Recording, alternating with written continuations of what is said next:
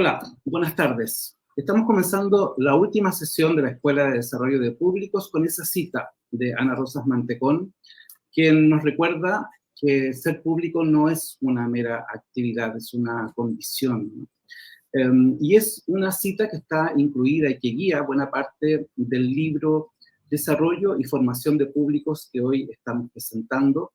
Un libro de más de 600 páginas que reúne buena parte del material que en 3 años hemos venido generando desde la Unidad de Programación y Públicos del Ministerio de las Culturas, las Artes y el Patrimonio. Este libro busca, por una parte, generar reflexión, generar conversación, sobre todo en torno a los públicos a la luz de la pandemia, los confinamientos y la digitalización de la experiencia de las audiencias. Y por otro lado, también busca entregar una guía sobre cómo articular estrategias y planes de desarrollo de públicos. Y esto también es la última sesión de la Escuela de Desarrollo de Públicos, una instancia de capacitación que hemos llevado a cabo en los meses de octubre y noviembre, y que en esta oportunidad nos permitirá conversar con 3 profesionales que se vienen dedicando de manera sistemática a la reflexión y al trabajo en torno a las comunidades de públicos. Desde España nos acompañará Pepe Zapata, desde Argentina Andrea Hanna y desde Perú Melissa Giorgio. Y quiero abrir esta conversación justamente con Melissa, quien está conectada desde Lima acompañándonos. Melissa lleva a cargo todo el área de públicos del Gran Teatro Nacional, el GTN, un espacio reconocido por liderar esta línea de trabajo en el Perú. Y durante la pandemia, el Gran Teatro Nacional ha tenido, como muchas de las instituciones que han estado con nosotros acompañándonos en este año, adaptarse a este contexto. Me gustaría entonces, Melissa, partir justamente pidiéndote una mirada en perspectiva. ¿Cómo ves lo que ha sido este segundo año de pandemia, ahora con reaperturas progresivas? Nos preguntábamos al inicio de la pandemia si aparecerían nuevos públicos, nos preguntábamos lo que iba a significar para las instituciones. Ahora que ya tenemos una perspectiva, me encantaría, Melissa, que nos compartieras esa visión. Melissa, bienvenida. Muchas gracias, Javier, por la invitación. Un honor estar aquí en esta mesa virtual. Pues vaya que han sido muchos aprendizajes y muchos retos hoy y que se vienen, ¿verdad? Bueno, desde el Gran Teatro Nacional, desde el primer día, empezamos a preguntarnos cómo vamos a tomar bueno, en un primer momento un problema, pero que luego se convirtió en una gran oportunidad, en verdad. El teatro como tarea, pues tuvo el trabajo de acercarse, de construir relaciones con los públicos, pero desde su entorno, digamos, más territorial, ¿no? El Gran Teatro Nacional está ubicado en la capital, en Lima, en el distrito de San Borja, y su entorno, pues, prácticamente era Lima metropolitana, pero a partir de la pandemia y a partir de la creación de la plataforma virtual, dicho sea de paso, nosotros nunca habíamos pensado, quizás como muchos teatros, pues tener repositorios virtuales, ¿verdad? Porque las artes escénicas pues son presenciales, eso era lo que nosotros pensábamos, ¿no? A partir de ese momento asumimos una tarea, una labor distinta, nueva, retadora, como oportunidad, que fue pues tener un alcance nacional, ¿no? Y nos propusimos eso como objetivo. Y entonces, a partir de la creación de la plataforma GTN en vivo, nosotros logramos tener un alcance nacional, algo muy importante para el teatro.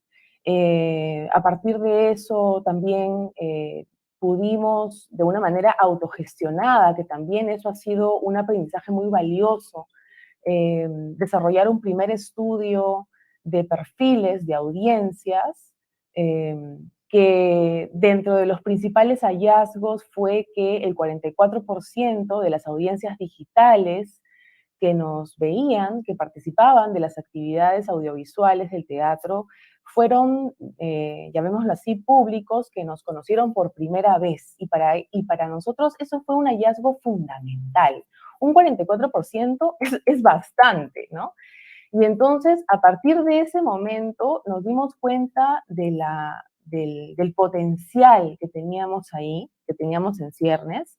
También nos dimos cuenta del gran compromiso que teníamos de seguir en el camino de la investigación, un camino que nos es muy difícil también, porque no es que tengamos una unidad de investigación y estudios en el teatro, pero bueno, más allá de eso, ese primer hallazgo, como también que estas audiencias se conectaban a través del celular, que las audiencias eran jóvenes, principalmente entre 18 y 25 años, y que luego, en la medida que la programación fue desarrollándose, esas edades fueron creciendo, y que hemos tenido la posibilidad de ir actualizando esa data, muy lentamente, porque como repito, no es que tengamos un equipo que esté enfocado, digamos, en ese seguimiento, pero ese ha sido para nosotros un hallazgo, digamos, fundamental a partir de un nuevo cambio, digamos, en cómo gestionamos el teatro. Pero más allá de eso, más allá de la plataforma digital y de estos hallazgos en el estudio, la participación en la televisión nacional también ha sido para nosotros una gran oportunidad, ¿no? Al ser un teatro público, tenemos también relaciones con la televisión nacional, y desde el área de públicos y sus programas logramos tener acceso a la creación de 2 programas de televisión que también nos han permitido tener un alcance nacional. Nos damos cuenta, por supuesto, de la gran brecha digital, ¿no? Que surge a partir de la pandemia. Y entonces creo que como, no sé, como de pronto como análisis, más allá de las dificultades, tratando de ver lo positivo, y lo que podría rescatar es los grandes aprendizajes, los hallazgos a partir de la intervención en lo digital, en la intervención en la televisión, y también cómo desde las actividades presenciales los públicos ingresan a una plataforma Zoom, como por ejemplo los adultos mayores aprenden a utilizar esas herramientas, y cómo también el teatro, en la medida de querer acercarse a estos públicos y ayudarlos en su acceso a las actividades de artes escénicas, les propone tutoriales y les propone ayudarlos en esa alfabetización digital de la que tanto se habla, ¿no? Pero principalmente creo que esas son las primeras ideas que podría compartirte en estos temas, ¿no? Sí, creo que es muy claro cómo el Gran Teatro Nacional es un ejemplo de lo que han vivido muchas organizaciones culturales. Por una parte, en este periodo se han visto desafiadas a conocer más a sus públicos, encontrarse con nuevas audiencias probablemente, y adaptarse a estas nuevas condicionantes que los ubican como productores de contenidos, o también los invitan a vincularse con públicos más allá de sus territorios o de sus fronteras habituales. De hecho, esa cifra que dabas, 44%, que en el caso de ustedes corresponde a personas que se conectaron por primera vez o se acercaron por primera vez al teatro, también se reedita en Chile. Al menos hay 2 casos que hemos estado conversando con ellos en esta escuela en relación a los nuevos públicos que han aparecido en lo presencial, ¿no? El Teatro Municipal de Santiago y el Teatro Municipal de Ovalle, sus directores y directoras, nos comentaban cómo los nuevos públicos, es decir, personas que han ido por primera vez de manera presencial, rondan en torno a un 40%. Probablemente ahí hay una cifra que quizá haya que tener a la vista, porque quizás sea una cifra que se reedite. El libro que estamos presentando hoy, Desarrollo de Información de Públicos, reflexiona no solo en torno a los cambios que han ocurrido en los últimos 2 años, a las preguntas que surgen en relación a las audiencias digitales, a las transformaciones de las prácticas de las personas, sino que también se pregunta sobre las políticas culturales. Y Andrea Hanna ha grabado también esta semana una clase que estamos compartiendo con quienes están participando de la Escuela de Desarrollo de Públicos. Y Andrea, en esta conversación me encantaría que pudieras comentar cuál es la perspectiva que tú tienes sobre cómo las políticas culturales en relación a los públicos tendrían que revisarse en función de la pandemia, en función de lo que hemos vivido, democratización cultural, democracia cultural. ¿Qué es lo que piensas, Santiago? Por favor, compártenos tus ideas.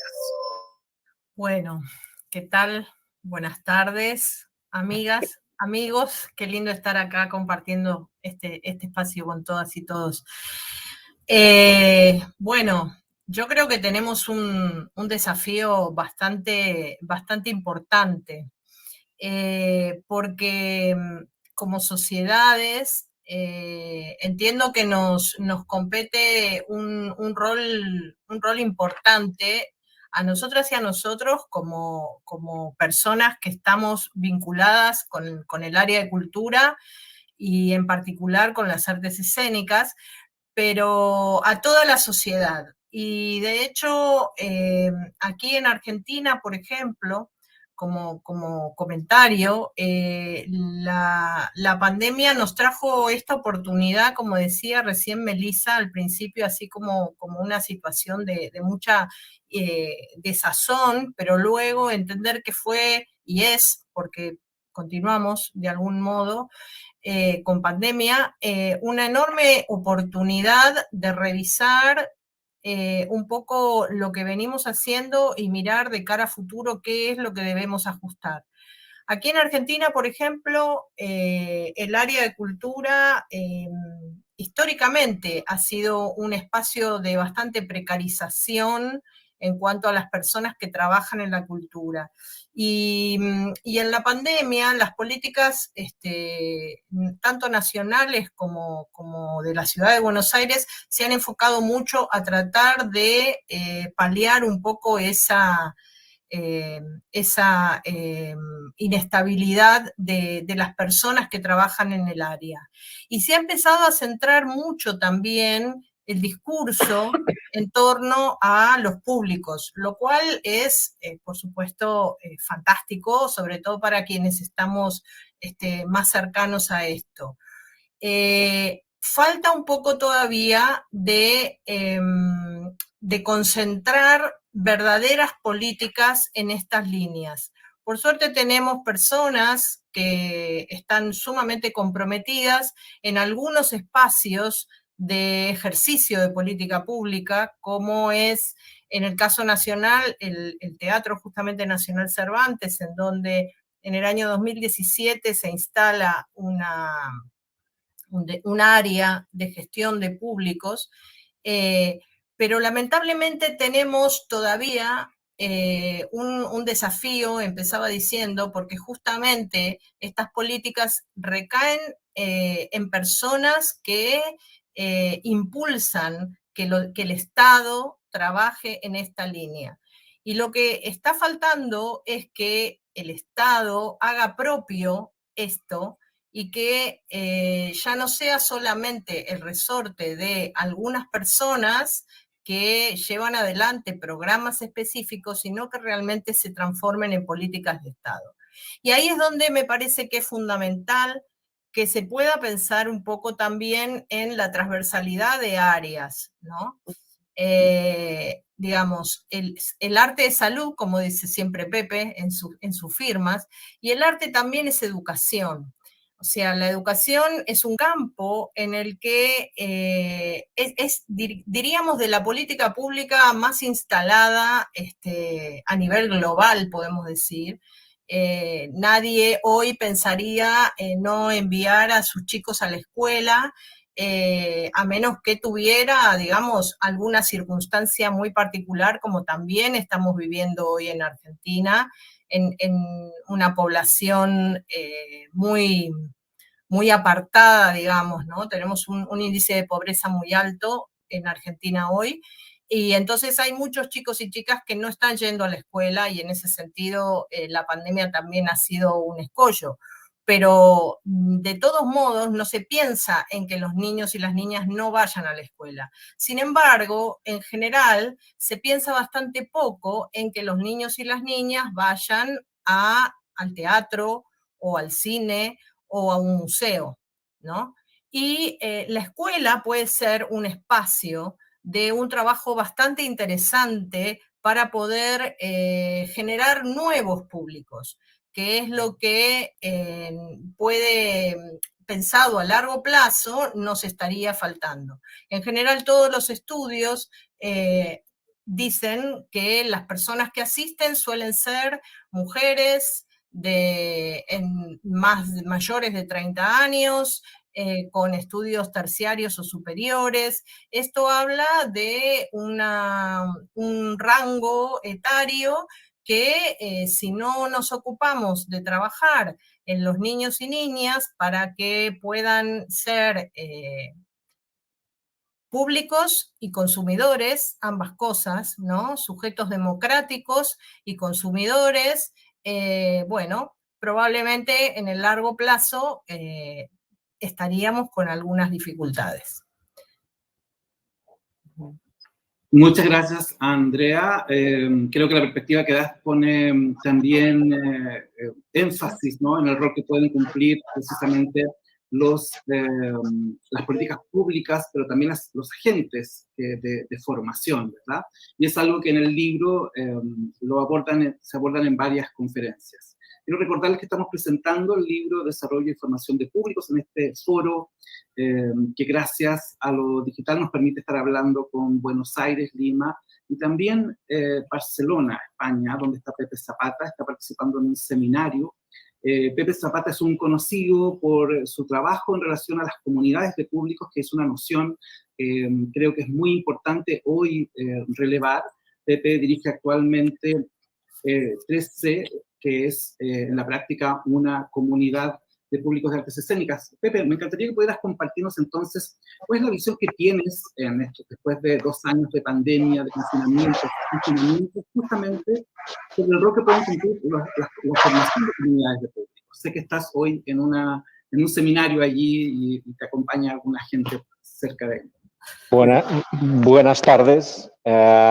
Efectivamente, celebramos la jornada profesional de los gestores culturales de Cataluña hoy, en jornada intensiva, y he encontrado un hueco para poderos acompañar. Primero de todo, gracias por permitirme compartir espacio y tiempo con todas vosotras y con todos vosotros y reencontrar conocidos, amigos y compañeros. ¿Qué deciros después de este año y medio? Y con las vueltas que le hemos dado a la cabeza por el tema de públicos, por activa y por pasiva, ¿no? Pero ha habido como a veces intento pensar en la imagen del bandoneón, ¿no? Esta ida y vuelta continuamente, que nos hemos retraído como individuos y nos hemos recluido en el entorno familiar, luego hemos necesitado de nuevo abrirnos a la sociedad y encontrar esas alianzas. Y luego hemos vuelto atrás a veces también. Yo creo que es el momento de poner en valor más que nunca el valor social de la cultura.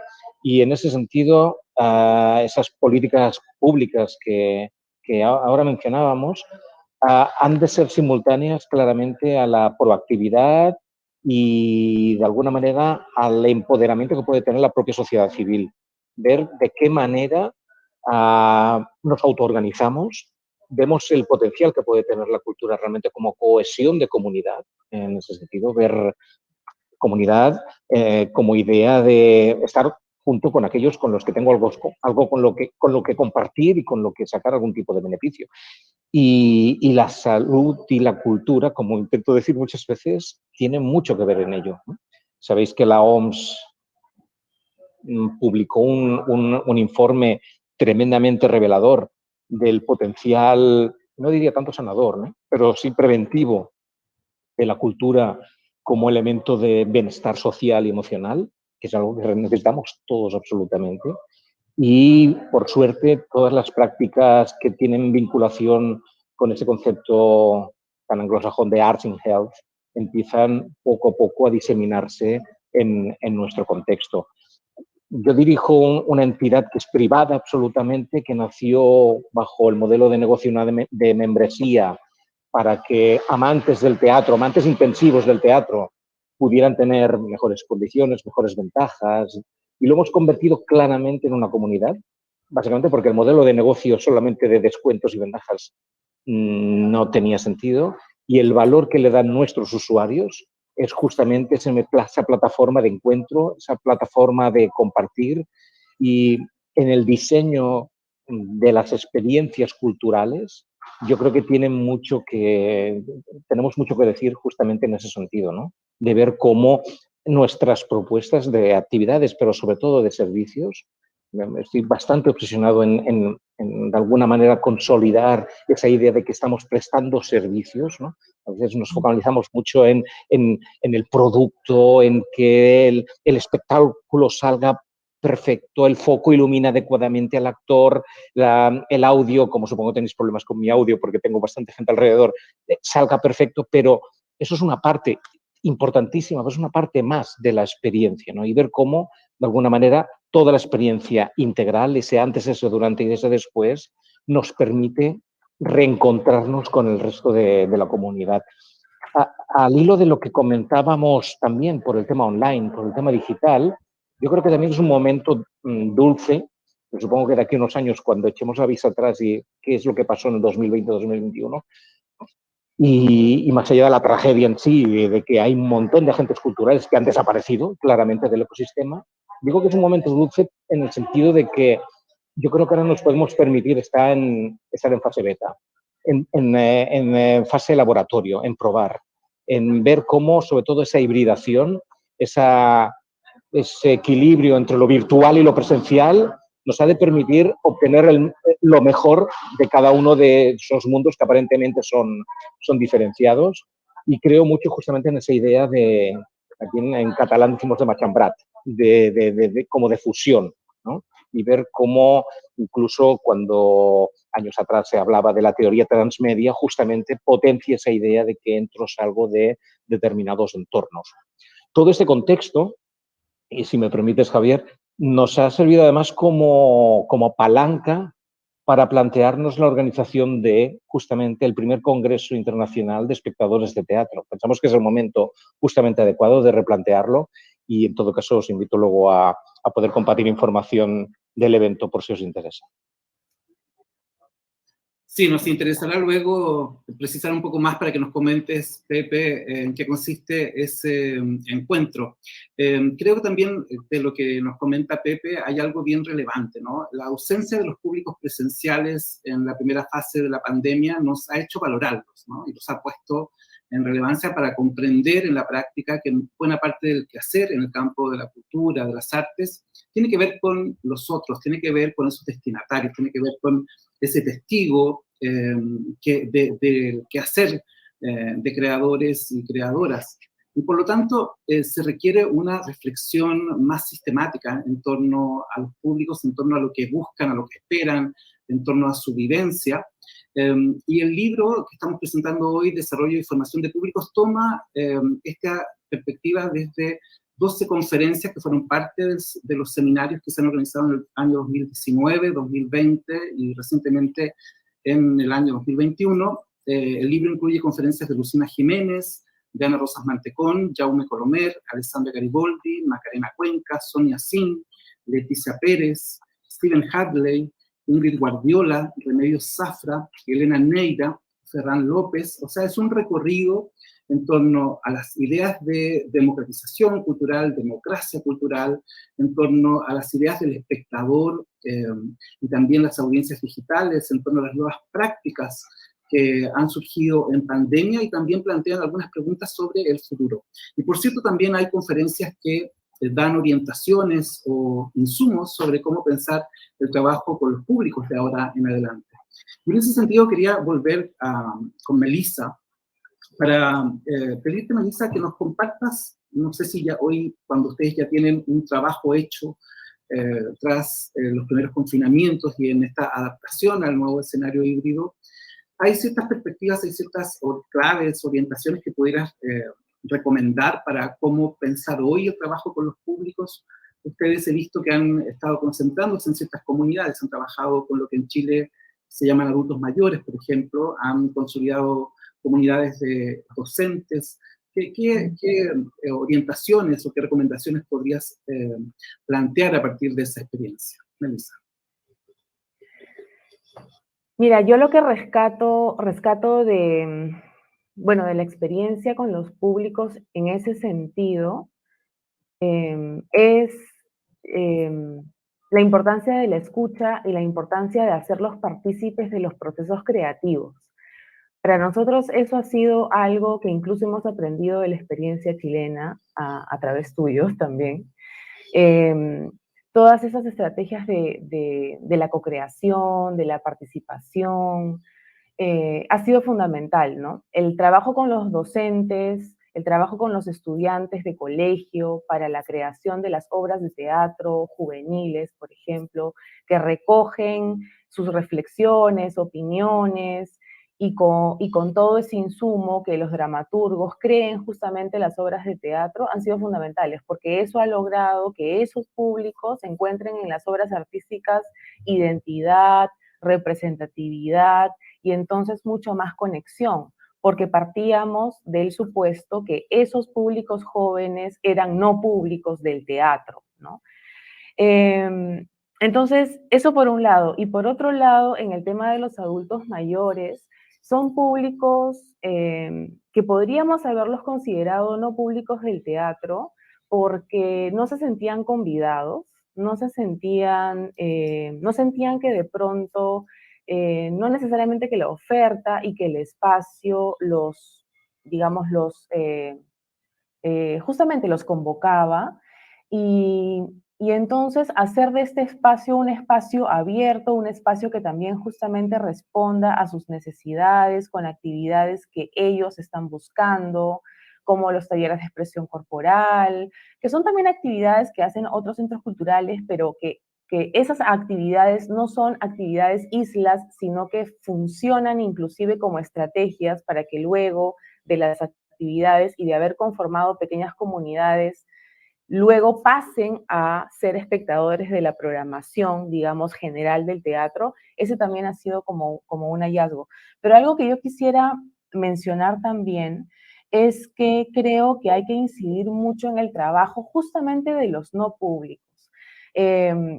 Si algo creo que he recogido de las conferencias y de los foros que he podido escuchar en estos 2 años de pandemia, es que poco, o podría decir nulo, he escuchado que se hable de, por ejemplo, de los públicos en situación de discapacidad, ¿no? Cuando escucho foros sobre desarrollo y formación de públicos en general, siento que estamos hablando, para empezar, que estamos hablando dentro de nuestra burbuja, ¿no?, de especialistas de públicos, para especialistas de públicos, y que estamos hablando o que nos estamos refiriendo a los públicos regulares y potenciales, ¿no?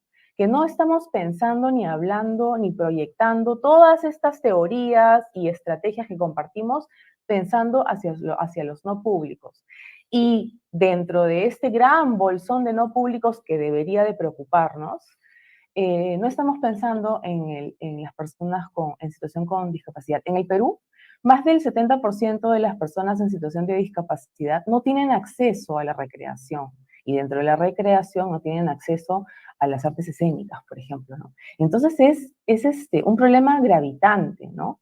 Es un universo, es otro universo el que los gestores nos acerquemos a tratar de diseñar para y con personas con discapacidad. Ojo, que esto no se trata de diseñar exclusivamente, sino de hacer experiencias inclusivas justamente, y que también tiene otros retos y otras dificultades, como por ejemplo, voy a usar una palabra que quizás es incorrecta, lo siento, estoy aprendiendo, educar al público regular del teatro a que sea respetuoso y tolerante con el público en situación con discapacidad. Porque yo he vivido en carne propia eh, prototipos de actividades que queríamos hacer de pronto inclusivas y que los públicos asiduos del teatro de pronto se sienten incómodos y que se quieren cambiar de butacas porque de pronto tienen a una persona en situación con discapacidad cerca, ¿no? Entonces, siento que también hay esto que mencionaba Pepe, ¿no? Hay como siento que hay que también volver a humanizar la gestión cultural, ¿no? Hay que volver a trabajar las emociones desde los públicos, desde la gestión cultural. En la conferencia de Adeste Plus, una de las expositoras decía, estoy sorprendida de que en esta conferencia, más allá de hablar de estrategias de desarrollo de públicos, estemos hablando de emociones. Me sorprende que estemos hablando de emociones y de psicología positiva, o sea, wow, ¿no? ¿Qué cambios estamos haciendo? Entonces creo que tenemos, ¿saben qué? Que replantearnos también nuestras tareas, creo que se está haciendo mucho y se está compartiendo mucho como este gran compendio que están poniendo al servicio, porque creo que es importante que los espacios culturales y los gestores se tomen el tiempo y tengan la voluntad, como lo tienen ustedes y tu equipo, Javier, de, hacer relatoría, sistematizar, compartir, poner al servicio, porque necesitamos estas informaciones. Pero vaya, que a lo que quiero llegar es que necesitamos pensar un poco más. Creo que también Pepe en alguna conferencia ha mencionado que sí que tenemos que dedicarnos a pensar la gestión cultural. Estamos todo el tiempo casi automatizando la tarea, corriendo todo el tiempo, el día a día nos come, pero el gestor cultural tiene que tener tiempo para reflexionar con sus equipos, para evaluar, ¿no? Claro, más allá de sistematizar y compilar información y ponerla al servicio, creo que tenemos que tener ese tiempo de poder pensar qué es lo que estamos haciendo, por qué estamos haciendo lo que estamos haciendo y para quiénes estamos haciendo lo que estamos haciendo. Y justamente, coincido con Pepe, lo que estamos haciendo es un servicio. Y para terminar, si lo que estamos haciendo es un servicio, hoy más que nunca, la salud mental del gestor es fundamental, ¿no? Si nosotros estamos mal, ¿qué servicio vamos a dar? Entonces también recuerdo que Zafra ponía sobre la mesa esta cuestión de la precarización del sector, ¿no? O sea, y que quizás nosotros, por el día a día, porque tenemos la camiseta puesta y somos apasionados, nos tiramos atrás nuestros propios problemas y nuestro propio estrés y continuamos y seguimos, pero no, un ratito, ¿no? O sea, ¿cómo está nuestro trabajo? ¿Cómo están nuestras condiciones laborales, ¿no? ¿Cómo están nuestros entornos? ¿Quiénes son nuestros líderes? Y ahí me estoy yendo un poquito por la tangente, pero quiero subrayar un poco más lo que decía Andrea, ¿no? Efectivamente, nuestro sector muchas veces está liderado por funcionarios que están un poco desvinculados de la situación de cultura, ¿no? Entonces, todas estas maravillosas conferencias, foros y libros que se ponen a disposición, yo me pregunto cuántos de los políticos, cuántos de los funcionarios públicos, cuántos de los gestores públicos y privados participan de estos foros, ¿no?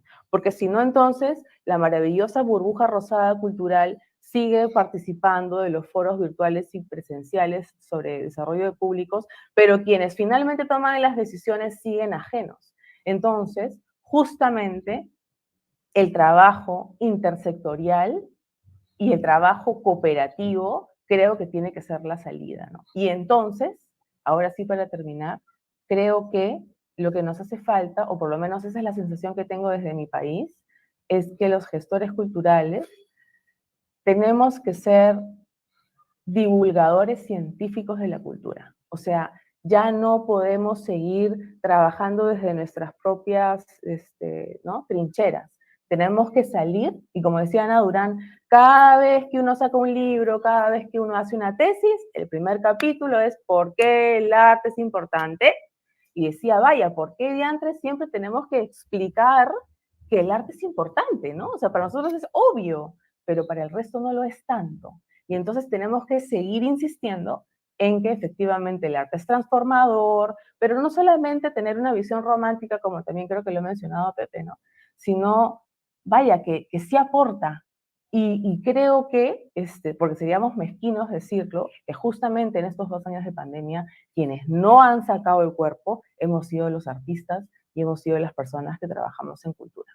Entonces, creo que ahí hay un gran reto. Creo que nosotros, los trabajadores de la cultura, tenemos un superpoder que creo que tenemos que ser aún más evidente, porque sí que sí, la cultura forma parte del aparato productivo de un país, pero creo que aún falta que lo hagamos mucho más evidente, ¿no? Mucho más evidente. Entonces creo que tenemos que trabajar aún mucho más en colaboración. Sin duda, o sea, trabajar más por los públicos de la cultura, trabajar más por hacer visibles el impacto de la cultura, y esperamos que con esta publicación contribuir justamente a seducir muchos discursos, sobre todo en los tiempos que estamos viviendo. A propósito de lo que decía Melissa, quiero destacar algunas temáticas de las conferencias que están en el libro. Remedios Safra justamente se detiene en las condicionantes de la precarización del sector cultural bajo la noción del entusiasmo, ¿verdad? Pero también hay reflexiones sobre las transformaciones que ha significado lo digital. Elena Neira, Ingrid Guardiola se detienen en ese punto. Ferran López da ciertas pautas sobre cómo pensar el futuro inmediato. Stephen Hadley cuestiona el alcance que han tenido especialmente en Gran Bretaña las políticas de democratización cultural y cómo se ha entendido allí el desarrollo de públicos y plantea nuevos desafíos para el desarrollo de públicos. Sonia Sin comparte un modelo de cómo trabajar especialmente en pandemia. Macarena Cuenca nos presenta orientaciones sobre cómo transformar una organización cultural hacia un enfoque de públicos. Lo mismo Alessandra Gariboldi. Jaume Colomer nos da un marco histórico, digamos, de la evolución que han tenido el discurso sobre el desarrollo de públicos. Lo mismo Ana Rosas Mantecón y Lucina Jiménez, que nos pone esta noción en el contexto de la pandemia. Pero hay algo que resulta de esto y de lo que comentaba Melissa, y es el rol que pueden cumplir los agentes culturales, las organizaciones culturales, justamente en ampliar el arco o ampliar el alcance de lo que estamos convencidos. Y aquí quería hacer un enlace con la experiencia de Andrea. Andrea no solamente es autora de esta publicación que analiza las políticas públicas desde la perspectiva de la mediación, sino también ha trabajado estrechamente con el campo cultural, ha sido parte de una asociación de productores de artes escénicas. Y me gustaría, Andrea, que nos compartiera a partir de tu experiencia también con el teatro comunitario, en fin, ¿cómo ves la visión que en el campo mismo de los agentes culturales, de los gestores culturales, existe sobre la noción o la necesidad de trabajar con las comunidades de públicos o con las comunidades de públicos? ¿Dirías que después de tanto tiempo de discurso, de encuentros, este enfoque se ha ido instalando? ¿Hay mayor sensibilidad o aún queda mucho por hacer? Especialmente, digo, en este contexto de post-pandemia donde los públicos han estado ausentes. Andrea. Sí, hay mucho por hacer, claro que sí. Hay mucho por hacer. Seguimos con los desafíos. Bueno, primero quiero decir, para no olvidarme, que esta publicación que están sacando ahora realmente es fantástica, porque además de teoría, trae muchos casos, ¿no? de trabajos, ¿no? Experiencias directas de trabajo con los públicos, y eso es sumamente fantástico, me parece que es muy necesario. Y algo que me parece que también nos ha venido muy bien en este año y medio de pandemia, lo que decía Melissa recién, es la posibilidad de encontrarnos con mucha regularidad, ¿no? Y de nutrirnos entre nosotras y nosotros, justamente gracias a esta herramienta virtual que tenemos ahora. En lo que hace puntualmente al teatro comunitario, sí, experiencia en la que participo desde hace ya muchos años, casi 20, digamos, este tiempo pandémico ha sido también un enormísimo desafío, porque en principio, esto que comentaba Pepe también, de que al principio todos nos metimos como muy adentro y nos quedamos no solamente dentro de nuestras casas, sino dentro de nuestras familias primarias, como muy en introspección. Cuando pudimos empezar a salir un poco en cada país en los tiempos que se pudo, esa salida fue como muy lenta y muy temerosa, ¿no? Había ahí, por lo menos acá en la ciudad de Buenos Aires en general, a comienzo en el mes de septiembre más o menos del año pasado, que empezó a volver el teatro con aforos, con protocolos y con todo esto que ya sabemos. En un comienzo era muy tímido la asistencia a las salas. Luego empezó, ya más llegado fin de año, empezó a haber más participación de las personas y bueno, y lamentablemente después volvimos a encerrarnos y ahí tuvimos como un retroceso importante. Y ahora, bueno, estamos sí volviendo a salir. Todo este movimiento ha generado en la sociedad, ¿no? En general, distintos tipos de comportamientos, ¿no?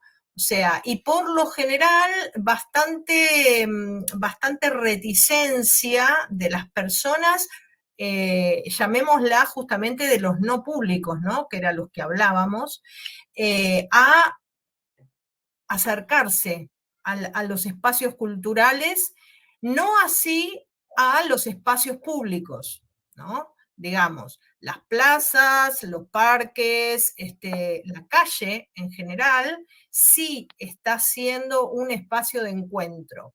Es un encuentro en principio social, y aparejado a ese encuentro social, entonces empieza a aparecer el arte, ¿no? como un nexo.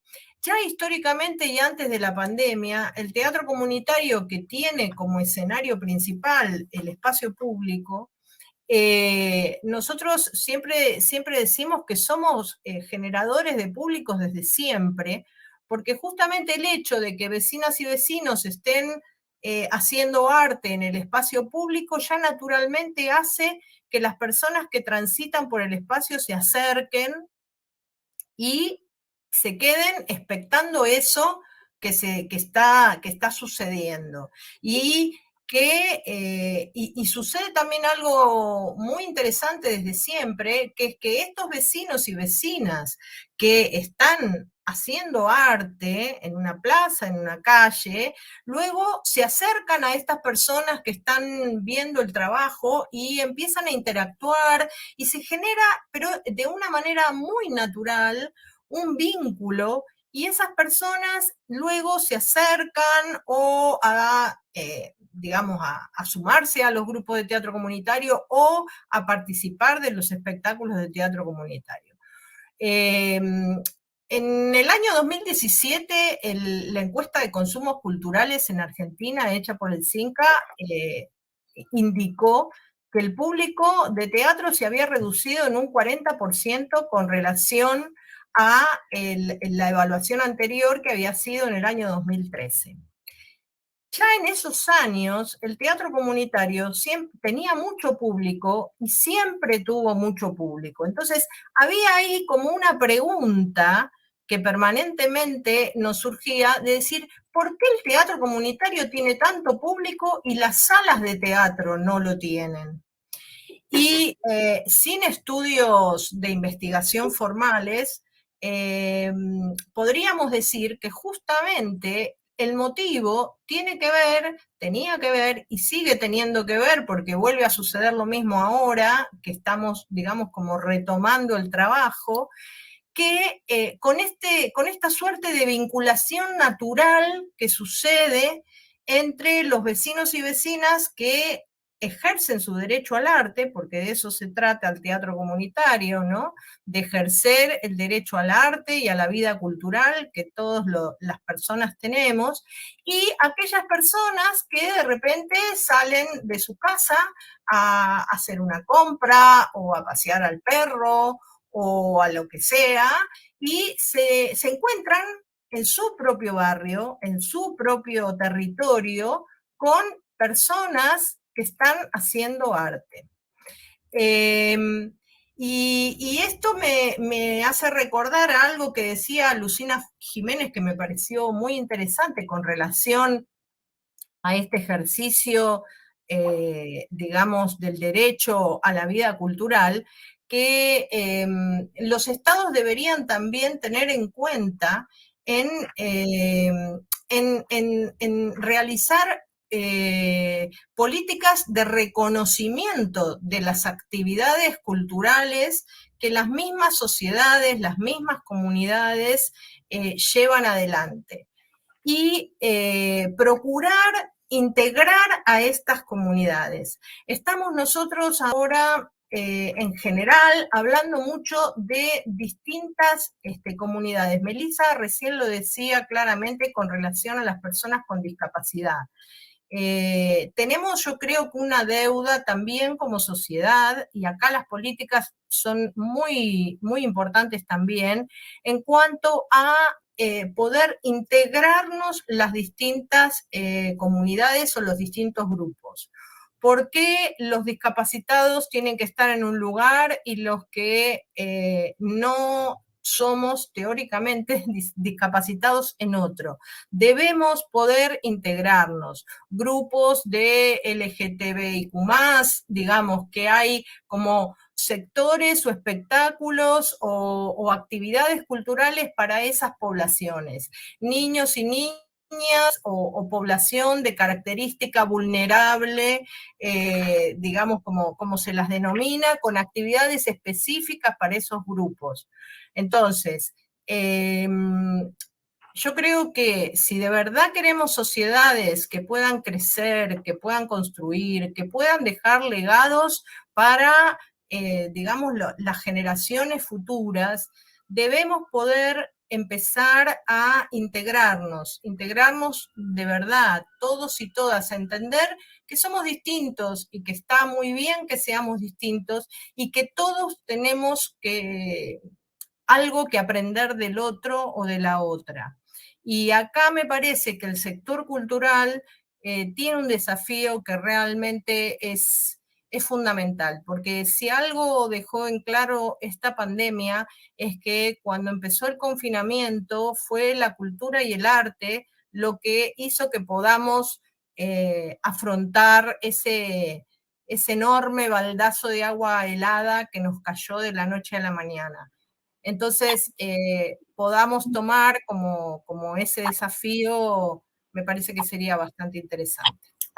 Muchas gracias, Andrea. Sí, precisamente a propósito de la noción de comunidad que mencionaba Melissa, que mencionaba Pepe y bueno, ahora Andrea, el libro que estamos presentando, Desarrollo y Formación de Públicos, revisa 19 casos de organizaciones culturales chilenas que en pandemia trabajaron justamente proyectos que han apuntado a conformar comunidades, proyectos de co-creación, proyectos de coprogramación. Ustedes van a poder revisar su experiencia, también los planes que formularon, por una parte, y también acá está incluida la consulta, los resultados de la consulta de públicos y COVID-19 acá en Chile, en medio de la pandemia, y que revela algo que Pepe ya estaba insinuando, el impacto que tiene la cultura o la práctica cultural en los públicos. Esta consulta muestra que el 36% de quienes respondieron a esta consulta señalan hacerlo buscando bienestar mental, lo que es un plus. Y justamente acá se instala la pregunta por cómo seguir conociendo a los públicos, cómo seguir dándole voz a los públicos. Pepe recién nos comentaba la planificación de un encuentro, de un congreso de espectadores de públicos de teatro. Me gustaría, Pepe, que nos compartieras más detalles sobre la fundamentación, los ejes que les motivan a planificar este congreso el próximo año. Pepe. Fantástico. Bueno, primero, es que si no lo digo reviento, agradeceros el esfuerzo de generar corpus, muchas veces inexistente o inconexo, a través de la publicación del libro, que es consecuencia justamente de todo el programa. Pienso que es absolutamente imprescindible poner en valor justamente esa recopilación de ideas, de proyectos, de anhelos, y que nos han de servir a todos los que nos dedicamos de una manera u otra a la gestión cultural como guía para poderlo implementar claramente. Y cuantos más ejemplos positivos y negativos tengamos a la vista, mucho mejor. De las intervenciones anteriores de Melissa y de Andrea, ha habido un montón de cosas que me han resonado. Si esto pretendía ser un debate, lo tenemos claro, porque creo que somos muy coincidentes. Pero me ha gustado mucho esa puesta en valor, justamente, y valga la redundancia, del valor social de la cultura, ¿no? Reivindicarlo claramente. Yo pienso que aquí tenemos un gap tremendo de pedagogía hacia la sociedad, de entender justamente que hay todo un sector que se dedica a ello, que somos profesionales, que nos lo pasamos fenomenal con lo que hacemos, pero que eso hay todo, y lo enlazo claramente con la idea de precariedad que explicaba Remedios Zafra. Me gusta pensar que de alguna manera los que nos dedicamos a esto somos un poco navaja suiza, ¿eh?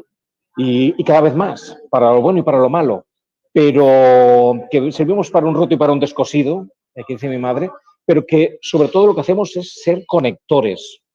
Esa función de bueno, nuestros centros culturales, de convertirlos realmente en espacio de encuentro, yo casi diría en espacio de abrazo, justamente en este momento, pero ser traficantes de emociones claramente. O sea, provocar de alguna manera esa conexión entre gente que tiene cosas que decir y gente que tiene cosas para recibir y provocar de alguna manera esa conexión. No nos lo ponen fácil nuestros responsables, digamos, políticos. Es una lástima que, habiendo una serie de ODS, de Objetivos de Desarrollo Sostenible, no haya ninguno específicamente sobre la cultura, pero bueno, sabemos encontrar canales transversales para poder incorporar de alguna manera esos contenidos a los ODS ya planteados. De esta reflexión, sinceramente, y coincidiendo además con el 35 aniversario de la productora teatral más importante de mi país, que es el Grupo Focus, surgió una reflexión sobre la creación de un hub de pensamiento, cómo de alguna manera devolver a la sociedad, a partir de compartir ideas y experiencias, a todo lo que la sociedad había revertido a este grupo empresarial privado, y me propusieron pensar alguna acción vinculada justamente con los públicos. Es aquello de, bueno, no quieres arroz, pues toma 2 tazas. Y me aceptaron, y responsables de ellos, la idea de generar un congreso que yo siempre había anhelado y que nunca me había encontrado. Estoy convencido de nosotros 4 y muchos de las personas que nos siguen en esta charla hemos asistido. Y bueno, justamente el programa que habéis desarrollado, valga la redundancia, de desarrollo de público se basa en eso. Hemos asistido a un montón de seminarios, de talleres, de jornadas, de congresos sobre los espectadores. Y nos interesaba especialmente revertir de alguna manera el orden de los factores y que fuera un congreso de los espectadores, con los espectadores y para los espectadores. Y de hecho es el punto diferencial. Queremos que en ese congreso que se celebrará en Barcelona del 25 al 28 de mayo del próximo año, queremos invitar a 50 representantes de espectadores de todo el mundo, es profeso, de manera que sea un punto de encuentro de formas de entender el hecho, Dubati lo diría mucho mejor que yo, espectadoral, pero ver cómo realmente después de este tiempo crítico nos reencontramos los unos con los otros y establecemos culturas diferentes de ser espectadores y bueno, congregar justamente en ese punto de encuentro a personas que tienen cosas que aportar, con lo cual ya hago una convocatoria abierta a posibles candidaturas de representación de este rol de espectadores que estaremos encantados de una manera o de otra de recibiros. Eso nos ha permitido, y Javier lo sabe porque además forma parte del consejo asesor del Congreso, nos ha permitido establecer sobre todo 3 líneas fundamentales de trabajo. La primera yo lo llamaría algo así como modos de ser espectadores y enlaza con lo que un punto absolutamente trascendental que comentaba Melissa, ¿no? Temas de sostenibilidad, de accesibilidad, de diversidad y de inclusión. Ver cómo realmente encontramos esos modos de ser. Habría un segundo punto que tenía que ver con fórmulas de participación como espectadores, codiseño de servicios y de experiencias, co-creación, coaprendizaje, cofinanciación, y todos conocemos experiencias al respecto. Y un último punto que tenía que ver con formas de hacer como espectadores. Aquí queremos hablar de interdisciplinariedad, de colaboración, de redes, de nodos, ver cómo incluso reorganizamos el ecosistema. De hecho, nos gustaría además que en el propio Congreso se presentara un manifiesto de Barcelona sobre los espectadores de teatro. Establece una especie como de declaración universal de cuál es el rol de los espectadores y cuáles son de alguna manera los derechos y los deberes como tales. Y encantadísimos de estar a vuestra disposición por si estáis interesados, interesadas a participar o a hacer difusión del tema? Bueno, será un congreso que le seguiremos la pista, ¿no? Porque creo que va a marcar un hito y es de particular interés, como bien planteaba Pepe, ya lo veíamos la semana pasada en esta misma, la sesión anterior de la Escuela de Desarrollo de Público, donde tuvimos el caso del Teatro Municipal de Ovalle, conociendo justamente la experiencia de una comunidad de públicos que está en el rol de programadores, o sea, cómo se conformó allí, y escuchábamos la experiencia de primera mano de una espectadora que hoy oficia de programadora, de gestora, fruto justamente de su vinculación con el teatro.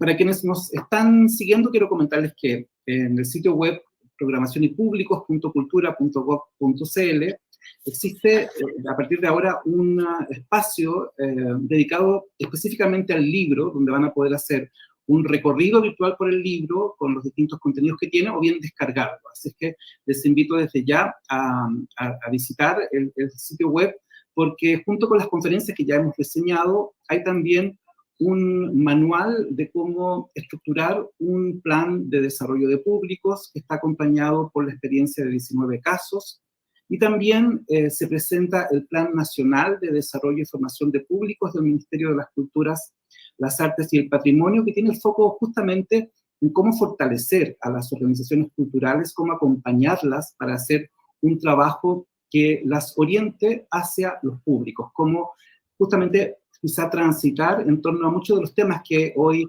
han expuesto nuestros invitados, por ejemplo, cómo pasar de ser una organización centrada en el producto o en la oferta programática hacia una organización centrada en las relaciones. Cómo esto conlleva la necesidad de trabajar la empatía institucional, y cómo eso también supone tener una mirada de construcción de relaciones, una mirada estratégica de un proceso de construcción de relaciones con los públicos, en el reconocimiento de la diversidad de públicos que aquí también se ha enfatizado. Antes de cerrar la conversación, quería pedirles a cada uno justamente una reflexión de cierre en la puesta en perspectiva del momento que estamos viviendo. En varios países hay reaperturas, pero también en el horizonte se ve que el tema de la pandemia no se ha cerrado del todo, y para efectos de la reflexión con los públicos creo que sigue siendo ese un factor gravitante. Pero para cerrar, las palabras de cada uno. Melissa. Gracias, Javier. Wow, yo creo que desde la postura de público, creo que tenemos que seguir trabajando la confianza, creo que tenemos que seguir empoderándonos como gestores y empoderar el espacio cultural para que sigamos siendo relevantes, que es una palabrita que ya venimos usando mucho, relevantes para los públicos, pero necesarios, y para ser necesarios para los públicos, entonces nuestros discursos hacia los públicos tienen que ser realmente movilizadores, ¿no? Tenemos que decirles a ellos por qué es importante que se tomen el tiempo y el trabajo de tomar la decisión de ir a nuestros espacios, o acaso de tomarse la molestia, entre comillas, de virar, si es que estamos en un espacio público haciendo alguna obra o alguna perfo, y dedicarnos el tiempo. Hay que explicarles a los públicos por qué. Y quisiera también mencionar que desde el lado de los artistas, al menos, no creo que solamente sea en el Perú, por supuesto, pero en el Perú creo que esta pandemia ha hecho que se ponga en peligro, en riesgo, un poco como la capacidad de dar del artista, ¿no? Es como si la pandemia haya expuesto que la capacidad de dar del artista no es necesaria, ¿no? Y eso es lo más falso que puede existir. Hoy más que nunca es necesaria la labor del artista. Y quiero cerrar con una cita que apunté en el seminario de Lucina Jiménez. Nunca hemos trabajado tanto para no hacer lo que siempre hemos hecho. Así que lo único que me queda es decir que tenemos que continuar, que tenemos que, como dice Pepe y como decimos todos aquí, trabajar sobre el verdadero valor de la cultura y trabajar por ser aún mucho más relevantes para los públicos. Esa es nuestra tarea y hacia eso hay que encaminarnos, amigos. Hay mucho por hacer, sí, pero no hay que olvidar que hemos hecho mucho y hay que valorar también el trabajo realizado hasta ahora. Muchas gracias, Melissa. Andrea. Bueno, simplemente me parece que algo que tenemos que seguir trabajando tiene que ver con tratar de generar vínculos, encontrarnos, poder lograr en nuestros territorios que las personas puedan acceder, básicamente, puedan acceder. Y ya sabemos, no vamos a hablar ahora acá de cuáles son las barreras y todo esto que ya hablamos demasiado, pero sí mirar eso, ¿no? Tenemos un gran desafío y tenemos que también nosotros como comunidad de gestores, me parece que también nos debemos enredarnos, digamos, tejer algo que estamos empezando a hacer y celebro, encontrar estos espacios de generar redes que nos contengan, que nos apoyen, que nos permitan ir afrontando estos desafíos que por suerte recién comienzan. Yo creo que tenemos mucho trabajo por hacer, pero con mucha posibilidad de éxito en tanto y en cuanto podamos trabajar juntos y juntas. Gracias, muchas gracias. Gracias, Andrea. Pepe. Sí, seré muy breve y de muy a Diana, digamos. Primero, un homenaje claramente a los espectadores, a los públicos que durante este tiempo tan crítico han seguido militando realmente y entendiendo también el esfuerzo de respeto a todos los protocolos de seguridad correspondientes, pero aún así persistiendo en tener esas experiencias únicas, presenciales o online, en relación con el arte y las humanidades. Y por último, una reivindicación bueno, del título del ensayo que más ha regalado en mi vida, del profesor Nuccio Ordine, esa reivindicación de la utilidad de lo inútil. Estoy encantadísimo de trabajar por cosas inútiles, pero que realmente tienen un valor inmenso como cohesión social y como desarrollo de la persona.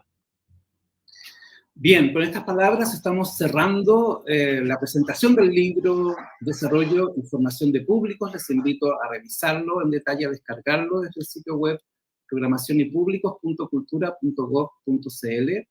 Quiero agradecerles a quienes se han conectado, a quienes nos han estado acompañando durante estos 2 meses, a los más de 700 inscritos en la Escuela de Desarrollo de Públicos, especialmente a quienes se conectan cada semana a los webinars, a quienes han compartido sus comentarios también, y especialmente al equipo que ha hecho posible el trabajo de este año de la Unidad de Programación y Públicos, a Daniela Campos, a Francisca Laceras, quienes son parte de la Unidad de Programación y Públicos durante este año, también a Paula Vergara, colaboradora de la unidad, y a 2 equipos que han sido claves, por una parte, para la producción de los seminarios y la realización de la Escuela de Desarrollo de Públicos, la productora Gestos, que encabeza Cristian Ahumada, y también para la generación del diseño y la elaboración del libro. Quiero agradecer también a la agencia Fidelia, que ha sido clave en el compilamiento y el trabajo que estamos poniendo en línea.